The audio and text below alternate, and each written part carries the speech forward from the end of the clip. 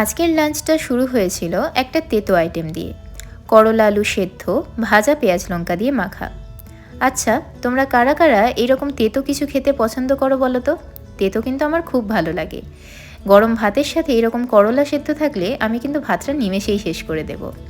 এরপর ছিল একটা স্পেশাল আইটেম। এটা নাকি মা ছোটোবেলায় খেয়েছে। আমাদের বাড়িতে সেভাবে বানানোও হয়নি, এটার ব্যাপারে জানতামও না। বিউলির ডাল দিয়ে, পালং শাক দিয়ে, তেলের মধ্যে রসুন ফোড়ন দিয়ে এভাবে একটা মাখা মাখা তরকারি। খেতে কিন্তু বেশ ভালো ছিল। তাড়াতাড়ি ভাতটাও খাওয়া যাচ্ছিল এটা দিয়ে। এরপর রবিবার স্পেশাল চিকেন কষা আলু দিয়ে, আর এটা একটুখানি কষা কষাই করা হয়েছিল, গরম তেলের মধ্যে একটুখানি চিনি দেওয়া হয়েছিল, মিষ্টি মিষ্টি লাগছিল বেশ। আর এই যে চিকেনের মধ্যে এই যে চামড়া থাকে আর তার সাথে একটু চর্বিও থাকে, এটা আমার বেশ একটা পছন্দ নয়, এটা আমি দিদিকে দিয়ে দিয়েছিলাম। বাদবাকি আজকের খাবার দাবার কিন্তু অনেক ভালো ছিল।